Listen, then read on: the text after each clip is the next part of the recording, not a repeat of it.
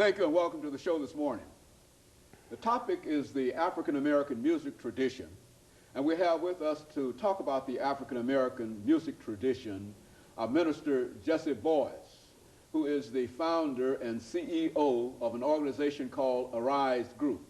And Reverend Minister JBoyce, let me welcome you to the show this morning. Well, thank you, Dr. Hayne. It's great to be back with you again. And as a matter of fact, I was thinking quite recently, Minister Boyce, about the first time that we had you on a television show, and I think that must have been about 1988.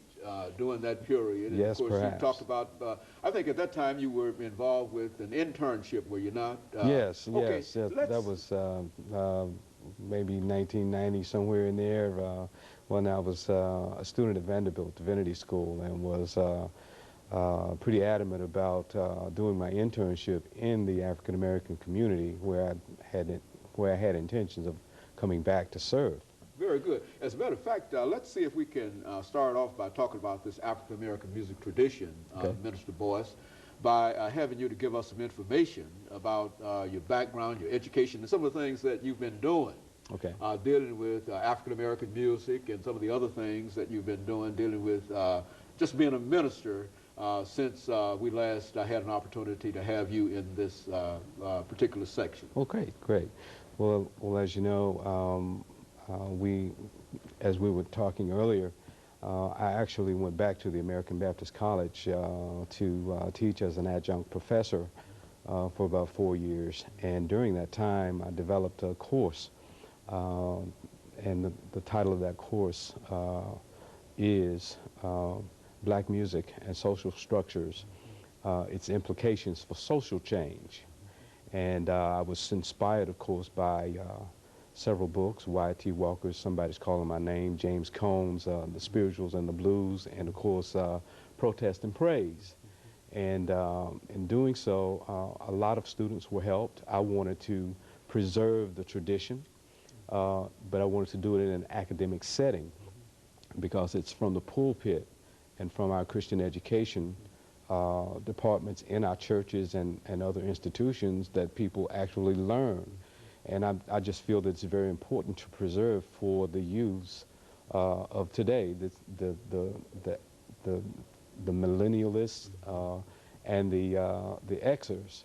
While we have a lot of music right now that's hitting the charts and is quite prevalent that comes from the African American tradition, it should be understood that it's just another branch that has been added to a tree that had its roots in African music and African American music. And of course, and I don't want us to go beyond this in terms of your activities involved in music. I think that, Minister Boyce, you've also been involved with the Dove organization, and you've received nominations and etc. Talk about that from that perspective to indicate to us, in a real sense, your activities before you talk about the formal structure of traditional African American music, gospel music. Okay. Well, during the period where I was doing independent productions, I was working with a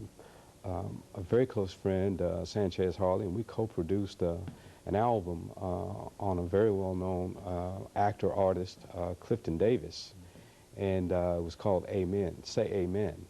We were nominated for a Dove Award, and it got rave reviews. It sold quite well, and it just made a statement about the production credibility of producers here in Nashville. We are pretty much a well-kept secret as it relates to the Nashville community, and a lot of people don't know that there are persons like myself who've been producing hit records, writing hit songs since I think I moved here in '72, and I had my first gold record in like '74 or '5 with Motown. And so those are the kinds of things that need to be brought to the forefront so that those who are aspiring to become writers, producers in this area know that it has been going on for quite some time. And so, in a real sense, when you talk about, before our first commercial break, we'll have an opportunity to expand upon this later. When you talk about the tradition, African-American music tradition, you're in a real sense saying that you're a part of that tradition because you've had a gold record and you've been involved in the publication of a number of, and we want to talk about that because I think that in a real sense that's more of the kind of information that would inspire rather than simply to talk about the history of it. And of course, we'll be back with our audience following this. I look forward to it. Commercial break. Thank you, sir.